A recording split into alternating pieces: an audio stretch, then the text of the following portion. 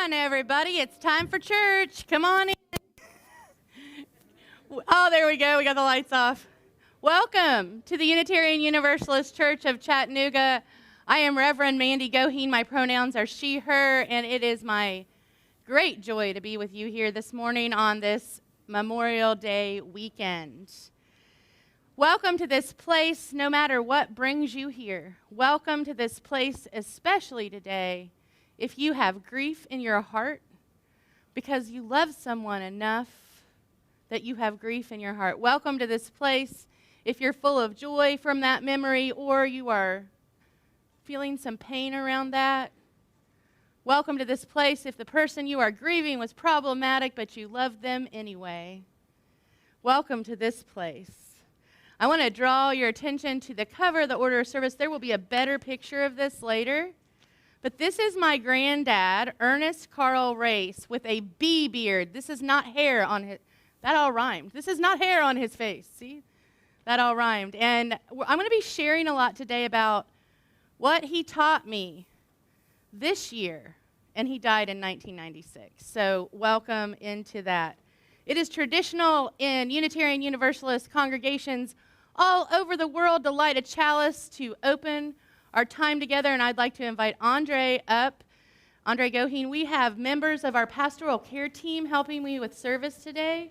So Andre is one of our team members, Wendy Sapp, Pam, Reverend Pam Johnson, and the coolest part about pastoral care right now, I guess, I'm sorry you need help, but our own religious educator, Camille Mason, has gone through training for pastoral education and it will now be serving families and children in that capacity. So we are well covered and loving all you. So let's light our chalice.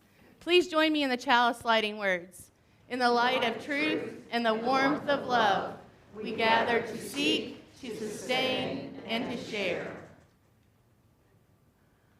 Well, we give thanks for this precious day, I would say is true. So are we going to greet our neighbors? Are you gonna play it through a couple times and then you and I will start singing and maybe people will join in? Hopefully. Okay, please rise in body and or spirit, both here at home, to join us in our opening song, We Give Thanks, number 1010 in the teal hymnal, or right up here.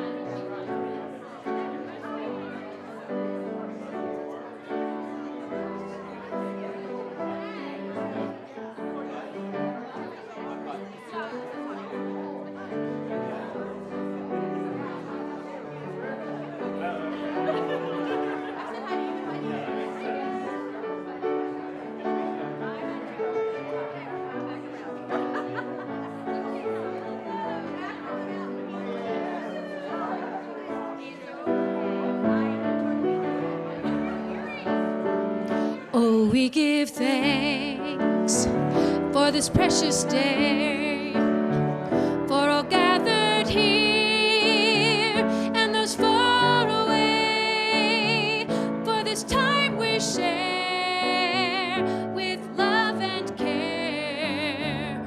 Oh, we give thanks for this precious day. Oh, we give thanks for the old and young, for wonder, joy, and fun, for all we give as we grow and live. Oh, we give thanks for this precious day. Oh, we give thanks for this precious day, for all gathered here and those far away, for this time we share with love and care. Oh, we give thanks for this precious day.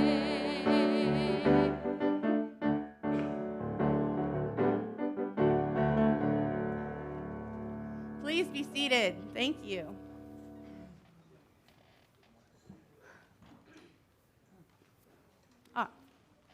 I'd invite Wendy Sapp up to tell our story for all ages, and it has some cool pictures. So if anyone young or young at heart wants to come up and gather around and look at the pictures and maybe perhaps hold a microphone, that would be welcome. So please come forward. All right, good. Tell you what, why don't you hold the book for me? Can you hold the book and show it to everybody? All right, our book today is called Old Turtle, and it's written by Douglas Wood with watercolors by Cheng-Ki Chi. And as I read this story, I want you to see how many of our Unitarian Universalist principles you can find in here. Ready? All right.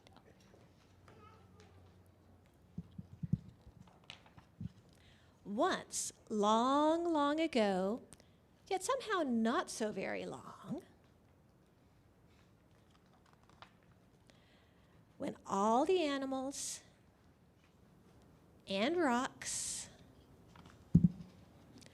and winds and waters and trees and birds and fish and all the beings of the world could speak and understand one another, there began an argument. It began softly at first, quiet as the first breeze that whispered, "He is the wind that is never still." Quiet as the stone that answered, "He is the great rock that never moves." Gentle as the mountain that rumbled, "God is a snowy peak high above the clouds." Can everybody still see? And the fish in the ocean that answered, "God is a swimmer in the dark blue depths of the sea."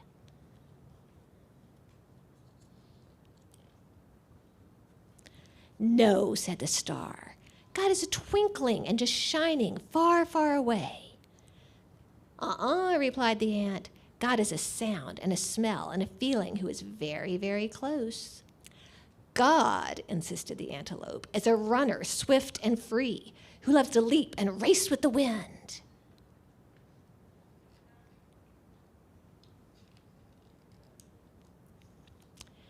"She is a great tree," murmured the willow, "a part of the world, always growing and always giving."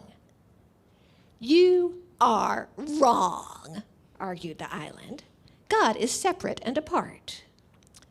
God is like the shining sun far above all things," added the blue sky. "No, he is a river who flows through the very heart of things," thundered the waterfall.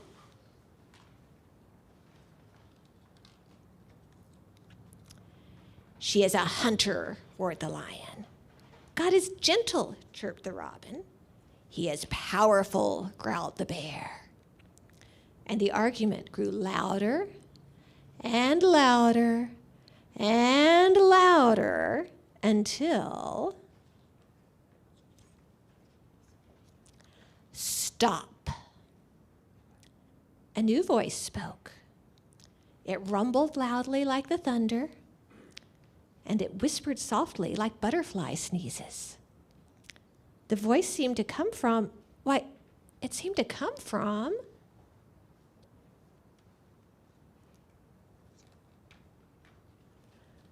Old Turtle. Old Turtle hardly ever said anything, and he never argued about God. But now Old Turtle began to speak.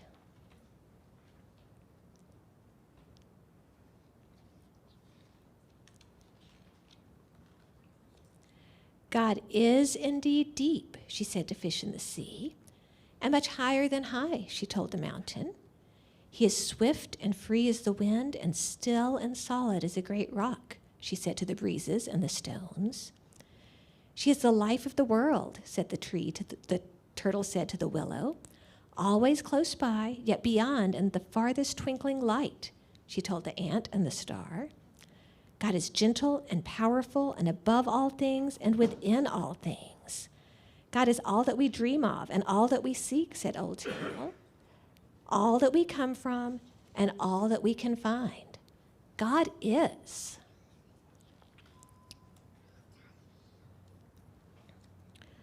Old Turtle had never said so much before. And all the beings of the world were surprised and became very quiet. But Old Turtle had one more thing to say.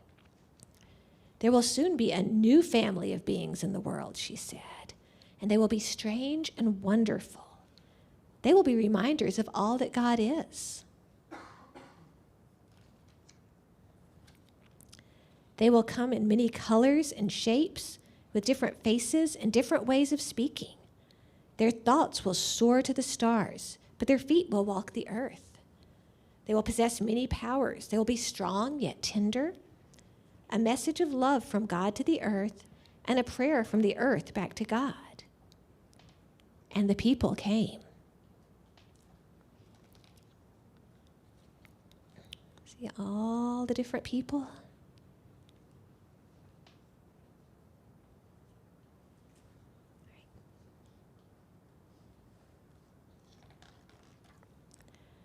But the people forgot. They forgot that they were a message of love and a prayer from the earth.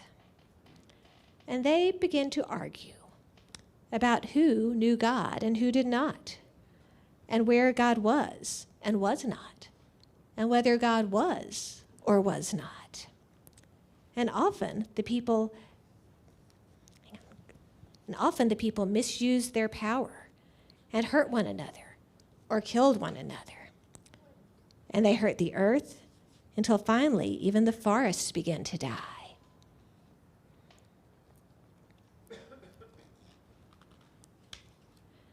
And the rivers and the oceans and the plains and the animals and the earth itself, because the people could not remember who they were or where God was.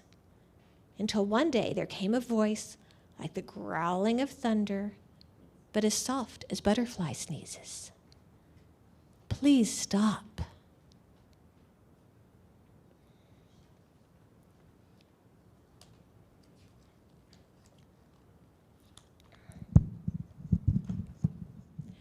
The voice seemed to come from the mountain, who rumbled, "Sometimes I see God swimming in the dark blue depths of the sea." And from the ocean, who sighed, "He is often among the snow-capped peaks reflecting the sun." From the stone, who said, "I sometimes feel her breath as she blows by." And from the breeze, who whispered, "I feel his still presence as I dance among the rocks." And the star declared, "God is very close." And the island added, "His love touches everything."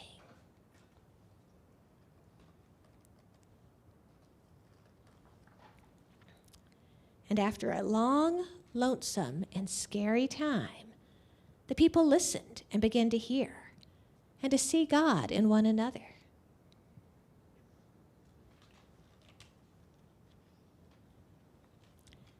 And in the beauty of the earth.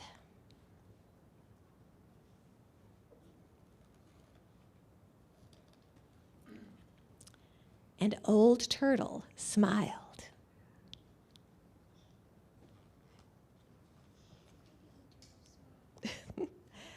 And so did God. Thank you. And now we will sing our children down for our religious education time.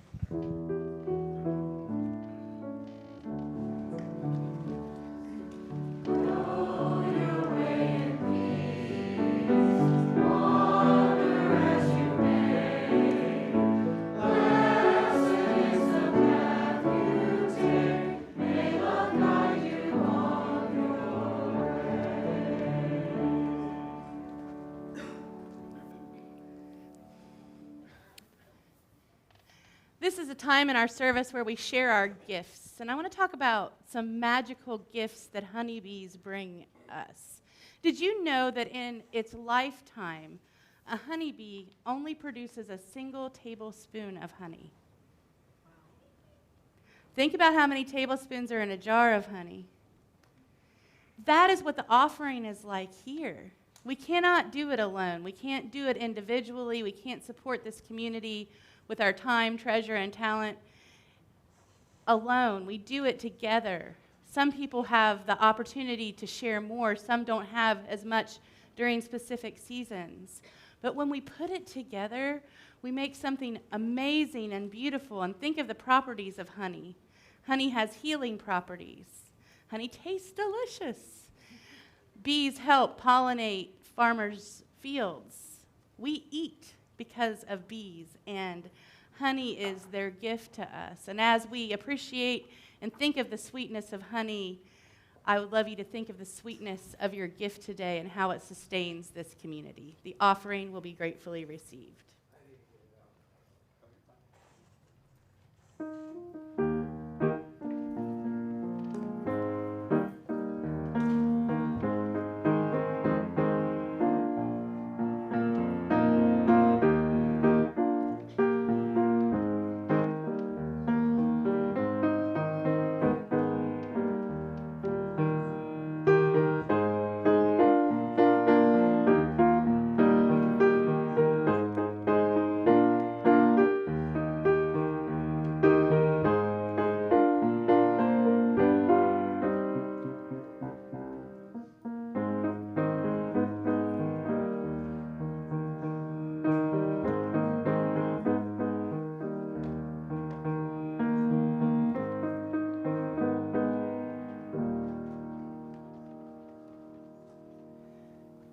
Please join me in sharing our gratitude for our offerings in our offertory response. We give these gifts freely, committed to our mission to care, create beloved community, awaken hearts and minds, resist injustice and act with compassion, embrace life and care for the earth. To this work we dedicate our offerings. And now is a social justice moment. Do you have a social justice moment? That we'll do next week. And I'm really kind of happy because we have a lot going on. So save the bees, social justice moment. Okay. Save the pollinators, let's be clear.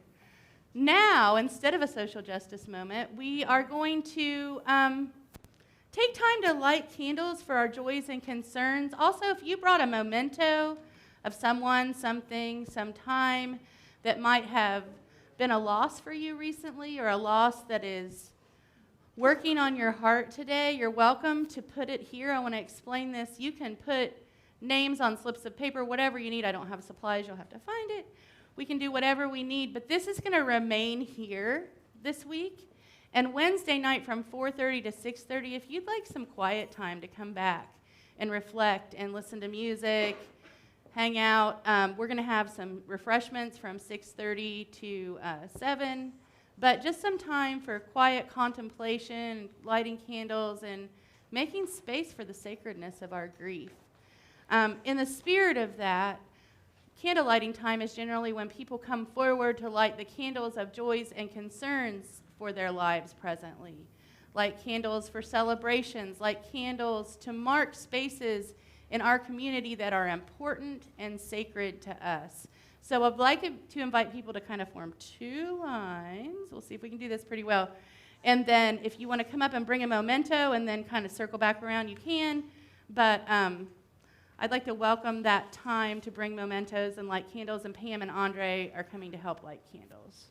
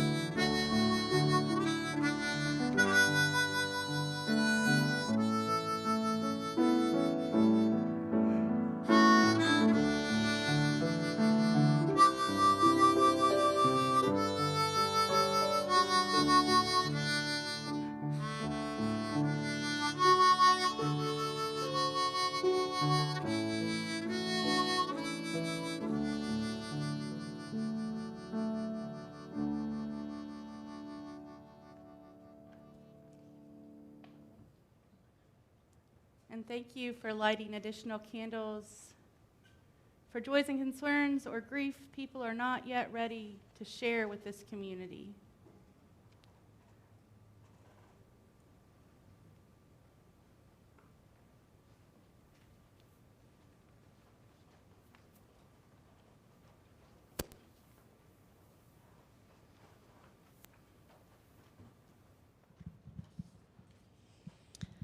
I invite you to join with me in a spirit of meditation and prayer. We've gathered this morning with memory, with gratitude, and with hope. We've gathered to mark a sacred time for remembering and grieving those whom we've lost in the past year. Breathe into this moment. Breathe into this moment. Let the presence of those you have loved fill your heart.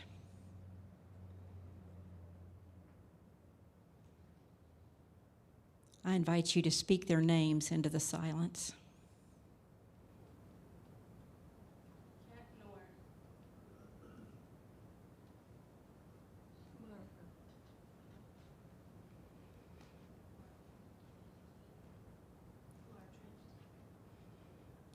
Ashley Moore.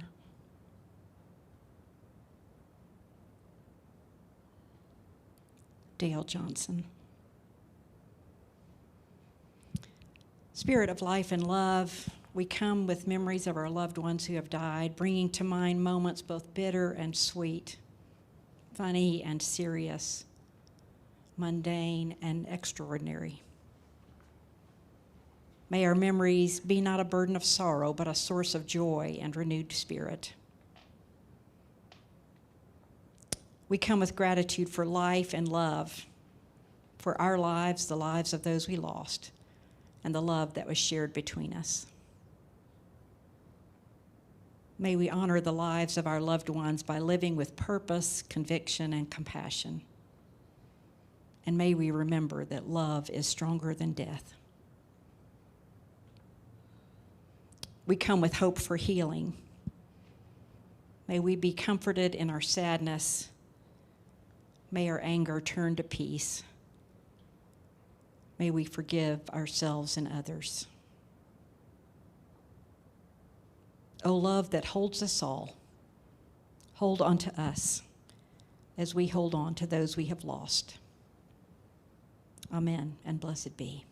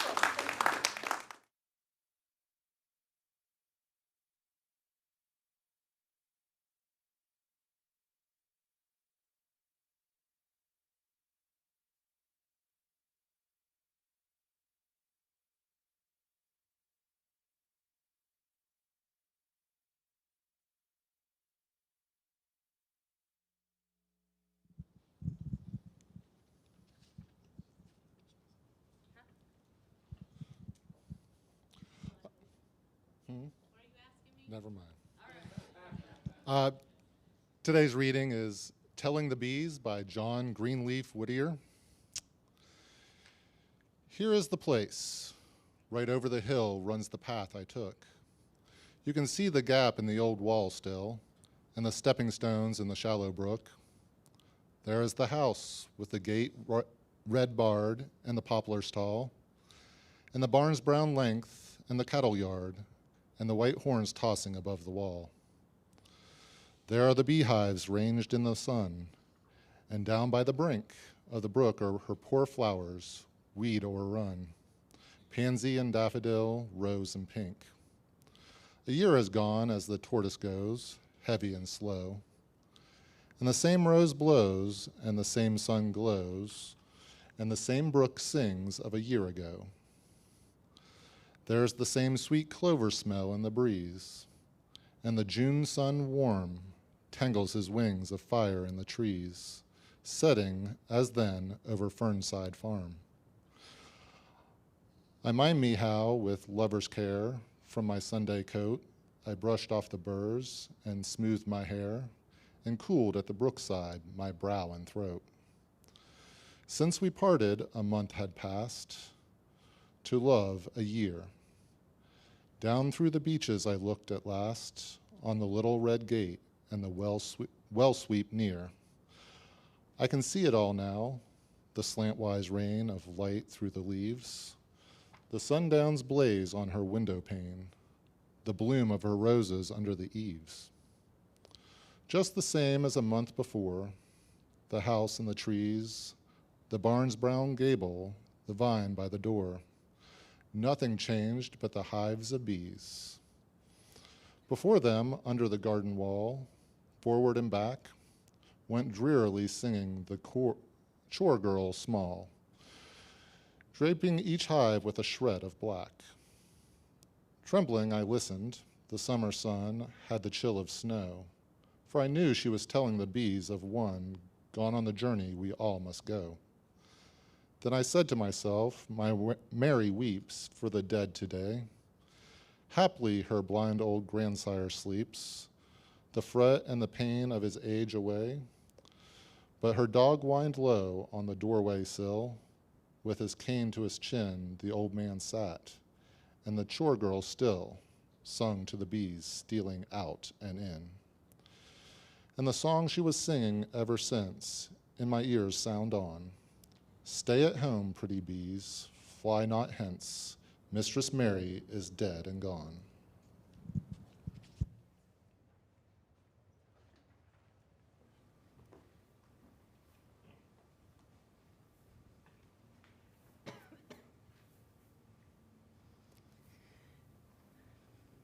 In our culture, there are some very interesting practices around death, some that we don't know why we do them, but they are still important. One of the practices that I wanted to talk about today is telling the bees. And so, as in the poem, it was tradition in Europe with European farmers as agriculture developed and people developed pollinators and domesticated them, that when the beekeeper died, that you needed to go tell the hive. Drape it in black, perhaps. It was the widow's job to tell the hive. It was a job of mourning, a job of recognition. It's also really practical. Many of our practices around death are practical. It points out, not to the bees, because that's probably, maybe they remember that you told them that their beekeeper died, but it helps us be reminded that these bees need to be cultivated and taken care of. You see, it is also believed that if you don't tell the bees, that the colony will collapse and die, and they will fly away. And that's probably because there's nobody there cooing to them, smoking their pipe, like this guy right here telling the bees. I often wondered why beekeepers smoked pipes. Duh. It's the smoker. It calms the bees down. It had never occurred to me that anything beyond like a bee smoker would be used, so I thought that was rather a clever discovery. It also didn't occur to me why this was so important to explore this kind of long past tradition around dying. And partially it's important because I am here today because of a beekeeper. My mother's father was a beekeeper. I talk about my grandmas all the time because they were just so amazing. My grandpa was a pain in the butt. He would talk endlessly about the bee mite and how it was invading and killing off his colonies. And as he aged and retired, he experienced that. He experienced the bees dying off. If you accidentally sat next to him on a certain mood at breakfast time, you not only would receive a big scoop of pollen on the top of your Cheerios, you would also be talked to at length about bee mites. I kind of have lost track, other than I know we've resolved that problem. But my grandpa was a scientist as well as a beekeeper, and you can see him, he's around 20 years old, and he's put bee propolis on his face, and the bees have swarmed, and this is a bee beard. You can see, so, and you can also see by the pictures, kind of a serious guy, right? Not the jolliest, friendliest guy. Intense and angsty. Walking around with one of these in his pocket. This is a little cage. And it always contained a queen bee in it and a little cork on top. And I was fascinated with the queen bees because they would put a dollop of fingernail polish on their back so that they could see them in the hive when they went to care for the hive. So he always had a fingernail polished bee in his pocket. There was generally bees in the house, but not many. Bees in the house meant death was coming, so we got them out as soon as we could. I can't imagine how much this guy talked to bees. I really can't. I really can't imagine the conversations and the thoughtfulness that went into that form of prayer for him. And I use the word prayer because that's exactly what it was. He had a conversation about how he felt and the angst in the world and how he had 7 kids and he couldn't feed. Oh, he was grumpy. But at least the bees could listen to him non-anxiously, I hope, and be there with him. It was a harsh, harsh farm life. Dairy and honey are 2 harsh, harsh lives in farming. Now, I want to say farming and be specific. Bees are not natural to this continent. As a matter of fact, as white settlers took land, many native people would say that they were the white men's flies. And they could tell where white settlements were because they would run across honeybees, specifically. The men who worked for my granddad were called the workers, which I always thought was funny because of worker bees. And people who worked in the bee yards were probably the very least amongst us. You had to be pretty desperate to do that for a living. Big, hot bee suits didn't guarantee you wouldn't be stung. And that wasn't the worst problem.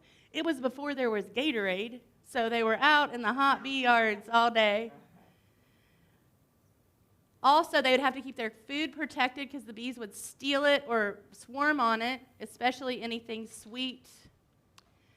The heat in southern Ohio and that part of Appalachia in the hills is kind of bad, but the humidity is spectacular. And there are stories of my grandpa's son passing out in the bee yard and being drug under a tree and left there because they still had work to do. The urgency of peeling open a hive and inspecting it. Getting stung wasn't the hard part. The hard part was the heat. The hard part was his quick, nasty tongue. He expected people just to understand things the way he did. When he died in 1996, I don't know if I was sad. I probably grieved, but I don't know if it was a sadness. And suddenly, As I'm putting this service together and thinking about him, I become sad, and I suddenly understand there are parts of me that are like him. Do you have anyone from your past that's ever snuck up on you? Like, oh my gosh, I'm just like them, right? My granddad was a grump, but he and I fought a lot. We both had lofty thoughts and were specifically attached to our opinions. He hated church, perfume, and fancy people. I like all those things, maybe not the perfume. He smelled like chewing tobacco and beeswax, and when I smell beeswax, I still feel him there. But the life for the women in the family, although it was divided and women were not allowed to go into the bee yards because we were way too fragile for that, the women still did a lot of work. You had to process the honey. They had the big metal vats that spun the honey out of the combs and hot tanks to pour honey into jars. I remember my cousins and I doing that hot work the last time they bottled honey and singing, honey in the morning, honey in the evening, honey at supper time, right? Or the other old-time favorite that we made up, I really hate this honey, but I really need the money. But there was singing. And the other thing about bees that's interesting, there's so much attachment to them in different forms of religion and mythology, and they are the go-between between the afterlife and the present life. They are the space between. They are messengers to God, to heaven, to the dead. They bring messages back and forth. No matter how many bees he tried to breed and change and create, he didn't win over the mite. The mite took his business from producing honey for the FDA, 600 million gallons, I don't know, depending on what day you ask him, a lot. He had 70 bee yards, and he would travel from bee yard to bee yard. He also really disliked skunks and raccoons because they would rob the bees of their honey. But that honeybee being part of a sacred tradition makes sense. We hear about the honeybee in the Quran, and we should be like the bee to be closer to God. We should be tidy and thoughtful and hard workers. It's a way to get closer to God. For me, when I see a honeybee today, though, it's become a symbol of a way to pray. And I know that we have been in a society lately where we say a lot, thoughts and prayers are not enough, right? But let's not throw the baby out with the bathwater. Because prayer is extremely important, not just for the person you're praying for, or having warm thoughts to, or holding in the light, or however you want to contextualize it. It helps heal you and process your grief and your thoughts about that person. For me, a bee has become a prayer because I say, hi, Granddad, when I see them.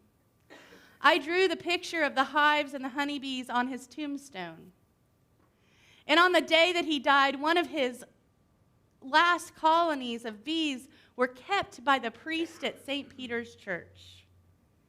And so after his burial, while we're gathered around saying goodbye, the very bees that he raised came and visited us at the graveside, and no doubt they knew they had been told he was gone.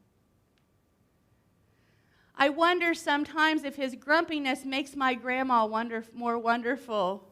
I doubt it. She was pretty awesome, but the grumpiness doesn't hurt. She wasn't afraid to pray. Of course, she did a more rote prayer. She was real fast with a Hail Mary. She was also famous for adding a little cuss word in to a few things, and I remembered about her this morning that she used to say we had to rush like hell to get to church, and she thought that was the funniest thing ever. With 7 kids, I can imagine rushing like that to church. I also remember my grandpa not the fan of church, was filleting fish one morning and gave me a fisheye to take to church, which I popped out of my finger, and no one at St. Mary's to this day knows where that is. His angsty questioning, his thoughtfulness about life, his processing, his attachment to certain subject matters suddenly overcame me this week because I saw myself there. Where do you see yourself in people who are gone, not present with you anymore? How have they changed you permanently, made you better? In the Catholic tradition, we get a lot of flack for worshiping Mary. But that's not really much of a thing. It's actually, we're asking Mary to pray for us. It's like an intercession, an in between ourselves and God, as if we didn't deserve the direct communication. I think that is not true. But maybe sometimes when it's hard to approach that hard thing, we find something in the in-between to help us through, to help us build that prayer, that thought process that helps us with our grief and understanding.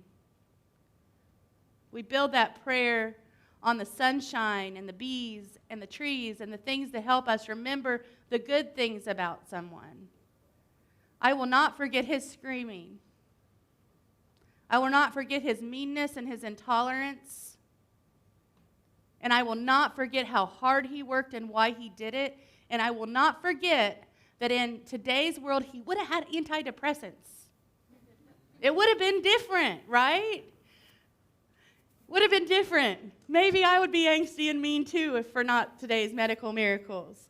And he tried to make himself feel better all the time.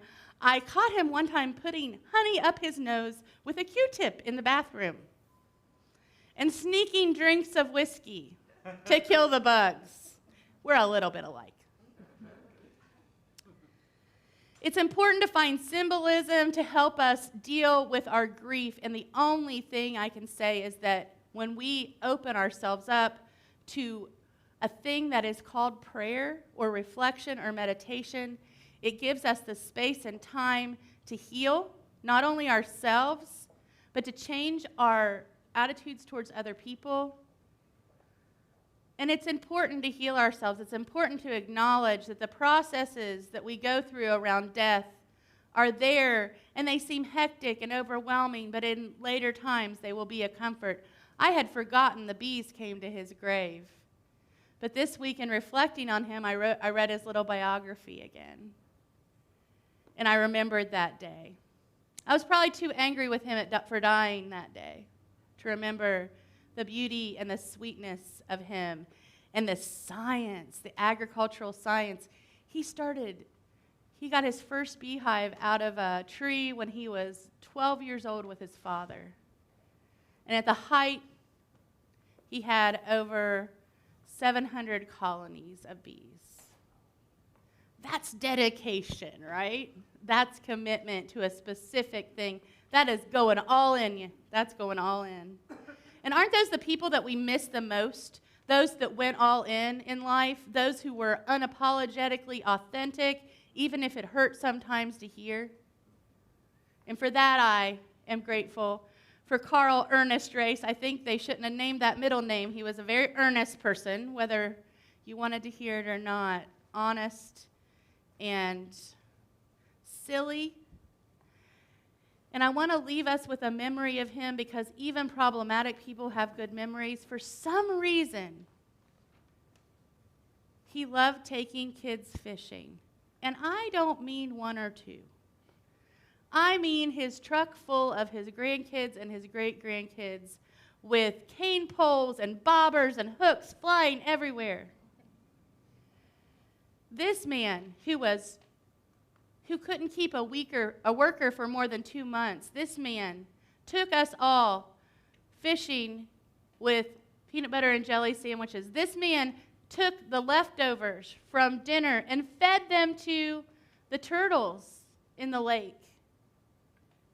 He took the time to connect with nature, and sometimes we have to look at other things we do to define prayer.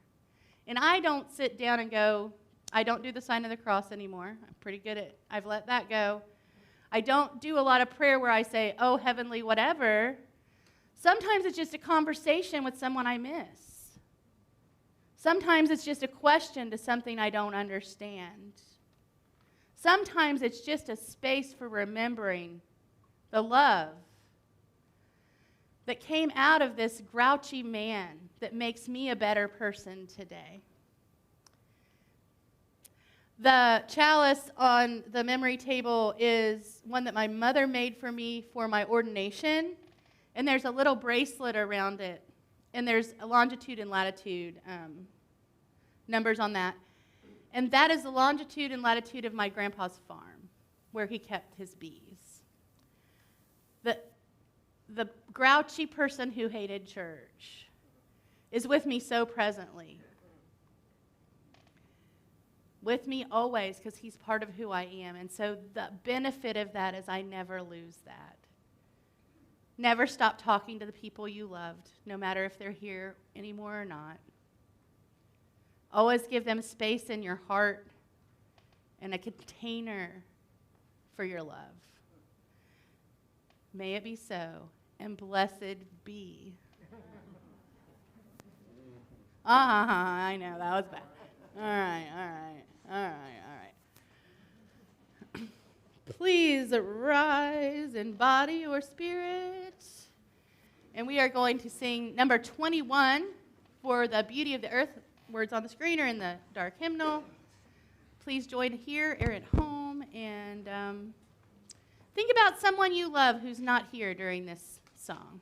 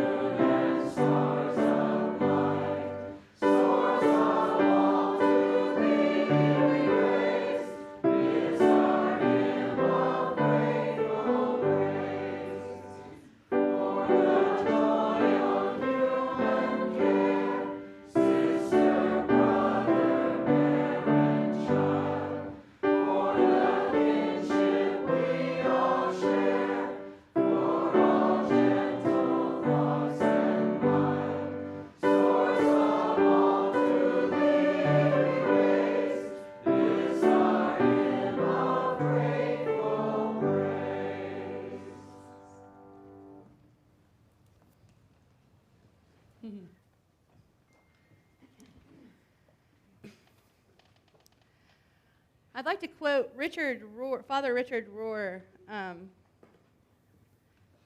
set forth a challenge as I like with the so what's. Richard Rohr says, if we don't find a way to transform our pain, we will always transmit it to those around us or turn against ourselves. Here's the pithy part.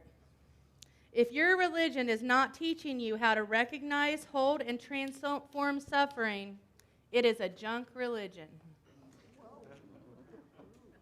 That's rough, right? But sometimes those sharp words help us learn. So that is the purpose of this space, is to help us transform, make space for our pain, build community, do justice in the world, love each other, all that stuff. This is not a junk religion. And if we let go of things like the word prayer and we don't understand that they're not hurting us, they can be recontextualized and reformed. Words like God can belong to us again. Words like hope already belong to us. Love already belongs to us.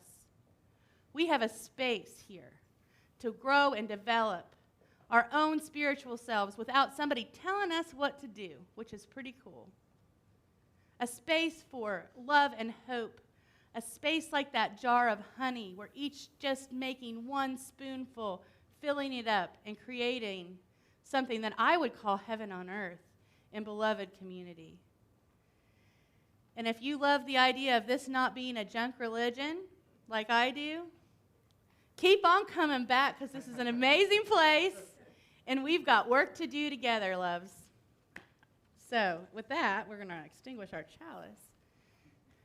Oh, I'm not fast enough with my clicker today. Pam, can you come forward? Please join us in our chalice extinguishing words. We extinguish this flame, but keep the light of truth, the warmth of love and the fire of commitment. These we carry in our hearts and share with all the world. Oh.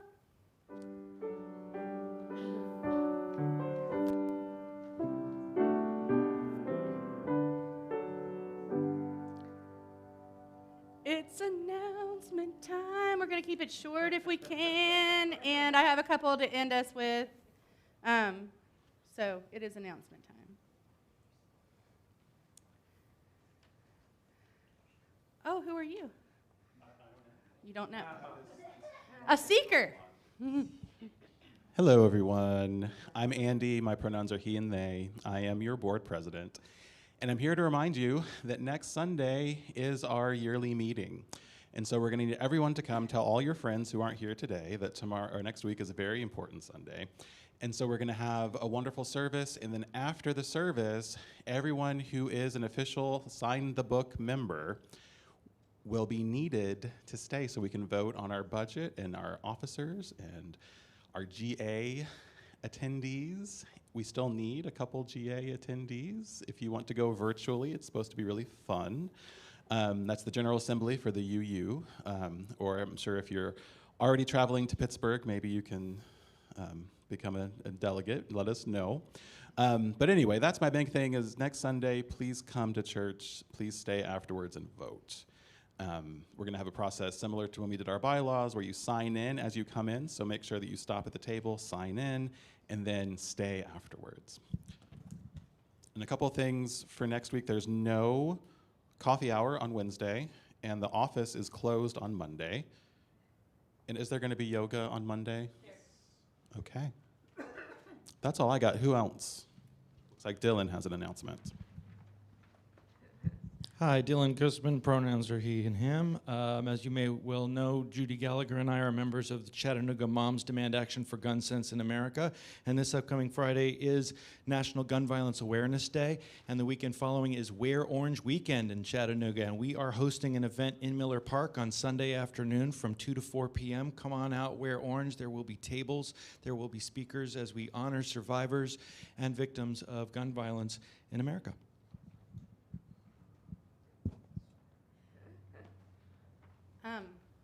And that's awesome because you can come vote here, wear orange here on Sunday too, right? Come vote, go out to lunch with your buddies, and then go to Miller Park. Sounds fun, huh? Yeah. Woo! All right. All the action and justice and politics all in one day. Yay! I want to just say that I didn't put up here a thing, which is on Wednesday. I just want to repeat. From 4:30 to 6:30, there will be like candles and silent vigil time here to process grief or just hang out and meditate, talk quietly with me, or maybe some pastoral care folks will show up. You're welcome to leave your items here. You're welcome to add items on Wednesday. Next week, you need to get your stuff. So I just wanted to make sure that you know that time is available for you to come and be, just take some time to mark space for grief. Also, after the service, 2 things. We are going to truck down, and I know y'all want to drink coffee and stuff. I'm going to make Farron block it, like Look, she's already. We're going to walk down now to the Memorial Garden for their annual Memorial Garden rededication. So I would love for y'all to join us. We're not going to take too long. I'm already warm in here. So we're going to set aside time to welcome the elements and nourish ourselves in our Memorial Garden directly after. So anything else? One thing. You said coffee. You reminded me, there's no one signed up next week to do coffee. If you want to make everyone a lot happier during our annual meeting, please sign up for coffee. Please sign up for coffee. We have an awesome dishwasher now. You can just teach people to put their, I would like to teach people to put their dish in the dishwasher, and then nobody is sad because they had to do all the dishes. So let us close our service, kind of, as we move down to the Memorial Garden and take this love and justice into the world and share this community. I do want to say, if you just have friends that don't know about Unitarian Universalism, I'm not sure next Sunday's the best day to bring them. They are welcome, and it will be interesting. But if you know people who are members who haven't been here for a while that we need to vote, those are the friends we need you to drag in. All right.